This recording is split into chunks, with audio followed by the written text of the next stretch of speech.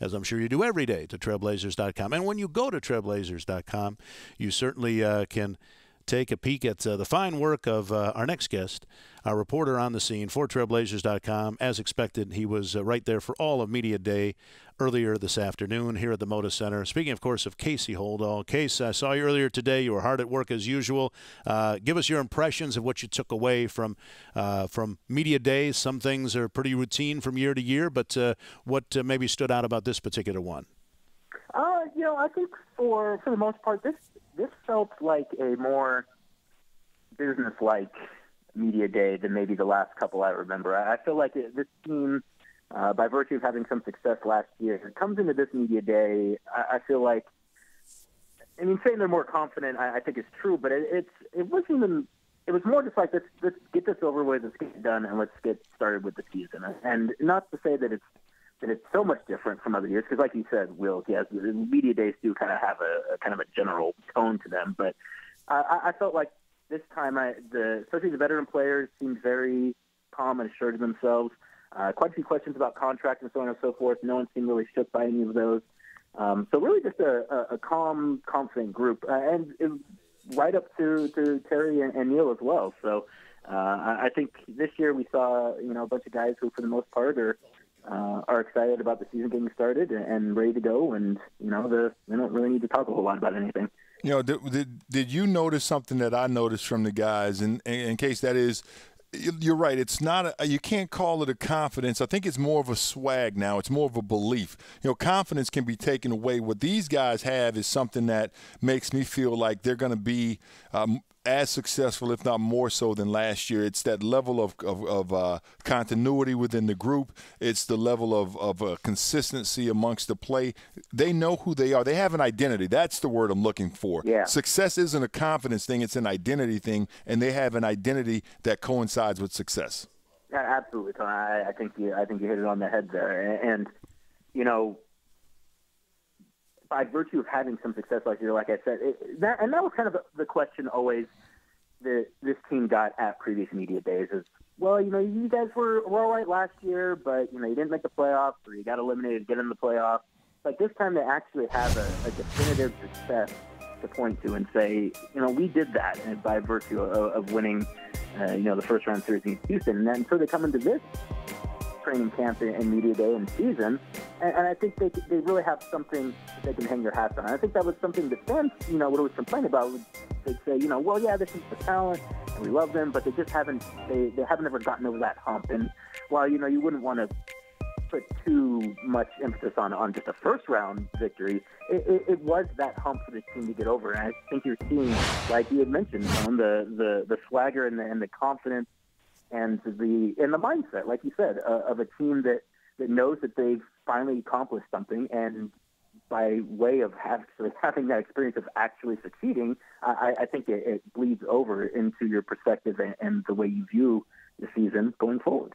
And guys, I guess it's the natural next step in the evolution of a franchise going from one that wanted to get to the playoffs, wanted to taste some playoff success, to now thinking of itself in even greater terms, that both Terry Stotts and Neil O'Shea said at Media Day today, and they're going to reinforce it in their conversation with the team at their dinner tonight before training camp begins tomorrow, that we need to start thinking of ourselves as an elite team. And it's always the old adage of, how do you get the utmost of confidence? Do you need to have success to get confidence? Do you have to have confidence to get success? Whatever it is, it sounds like they're approaching this season wanting to have a mindset that, hey, we should believe that we were as good as the record showed last year, and that we can be better, and therefore we can be included in that mix of the select teams that are considered among the elite in the NBA.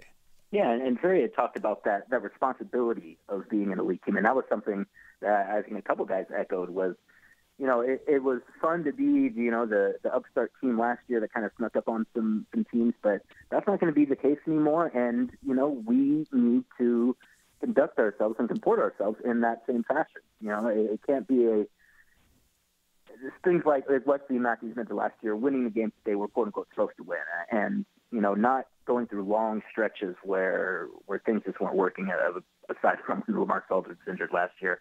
And I think that, yeah, they had to have some modicum of success to really have that confidence. And you know, you can say it, and I think to a certain point you can believe it, but you can't believe it all the way unless it actually happens.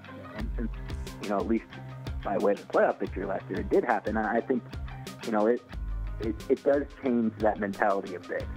Obviously, you know, they can get knocked down quick if things don't go their way particularly early, but especially at this point, we think that's going to happen, and you know, if they're able to take this kind of, you know, what Tom was saying, that confidence into the season, you know, I think that it's only going to continue to grow, especially if they can get off to a quick start. I think they really maybe start to believe that, you know, they can do something bigger than what they did last year. And Steve Blake today was talking about, you know, really feeling like they could win a championship. So, you know, at this point, sky's the limit, I guess, as it always is in media day. You know, it's funny, Case, and it's one of those little things, and I keep hearing it. It's a recurring theme for me. I keep hearing the word belief, and I do think this team believes they can win a championship, but belief is finicky. You know, belief can be shaken. If you go through some rough times, your belief can be taken away because things didn't go the way you expected. It's when you know. When you stop using the words like we believe, and this is what I'm hearing from this team now. I don't hear we believe we are this. I'm hearing things like we are an elite team. We are an elite team. We have to win the games we're supposed to win. When you're not an elite team, every game is a game you know what I mean? Not every game is a game you're supposed to win. You know, there was a time when I would look at the Blazers schedule before the season started and I'd be like, yep, that one we won't, that one we won't, that one we won't, that one we won't. Okay, this one maybe. I don't have that feeling anymore. When I look at the roster, every game is at least we can. There's a lot of games that were before games we just didn't think we had a chance to win. Now, all of a sudden, every game is we can. Some games we should. Most games we will. That's the difference between this team and the teams in the past. And I would say that, you know, the first 2 months of last season, I think that's what helped them get off that start was that, you know, I felt like they really believed that those teams weren't better than them. I mean, they got off to a quick start, and I think initially they're like, hey, yeah, we might actually have something here. And I think that this year they come in the same way, but I don't think they need that success right off the bat necessarily. You're right, Don. It's the belief, not the belief, but knowing it. And I feel like, you know, particularly guys like LaMarcus, guys like Damian, guys like Nick, and guys like Wes, I feel like those guys really believe that and know that they're a team that has to be reckoned with and isn't going into any contest as an underdog, at least not in their mentality, you know. And teams always say that, and you know, you don't want to say they're being disingenuous about it, but at a certain point, I think you can kind of read some players and know that, hey, maybe you don't actually believe that. These guys really seem to know in their hearts that they're just as good as most everyone out there. And, you know, we just had a graphic up on the TV screen of the schedule and how it breaks down in terms of month by month and a home and away. This schedule sets up a lot like last year's schedule. Mm-hmm. There's 15 games in the month of November, 10 of them at home. That gives you a chance to get off to a big start. And then you go out on the road in December, and half of your games, 10 of your 16 are on the road, but half of them are against sub-500 teams from last year. So that gives you a better chance of winning those games out on the road. I like the way the schedule is set up. It's going to be tough down the stretch, but it was tough down the stretch last year, and we saw 54 wins from this team. Yeah, and that's what Terry pointed out today. He's like, you know, one of the things I was most proud about last season that we finished winning 9 of 10 games. You know, and that was, again, they were fighting for their lives.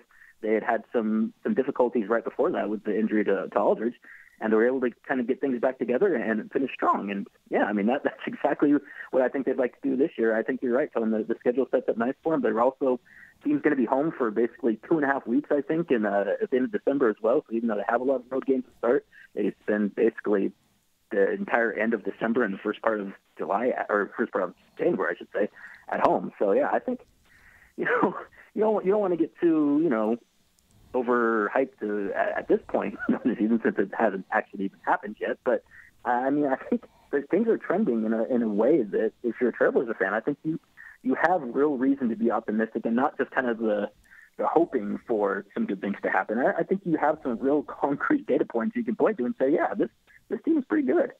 Case, training camp starting tomorrow. What special things should folks be looking for in terms of the wall-to-wall coverage that I'm sure you and everybody have planned for Trailblazers.com? Absolutely. Well, we'll be out there. I'll be covering practice, writing practice reports, and doing some features. Hopefully, getting our kind of arms around what the season is shaping up to be. Obviously, the additions of Kamen and Blake are interesting, and we're going to focus on those. We'll have some great video as well from the crew on the digital side. So it should be a little bit of everything. Some shoot pictures as always, which. Wheels, I know those are your favorites. So, yeah, a little bit of something for everybody. Audio as well from practices. And just, trying to fill in the gaps where some of the other guys aren't looking for stories. Some of the weirder things that other guys aren't pursuing. Those are my wheelhouse. I love what you said. Weirder things. Yes. Yeah.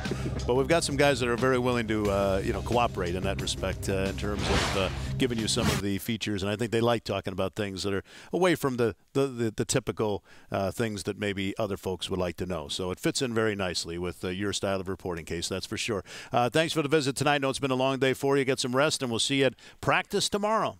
Appreciate it, guys. Oh, yeah, and almost 10 years covering the team, by the way. Wow. Is it that long? 10 years. Yeah, well, between Blazers Edge, Oregon Live, and the Trailblazers, yeah, I'm closing in on a decade. My bad, Case. I was being disrespectful. No disrespect, Case. You still got 15 more to catch Rice, though. So exactly, yeah. And you've been broadcasting games consecutively longer than I've been working. I don't know about that. Well, thanks, Case. We'll see you tomorrow.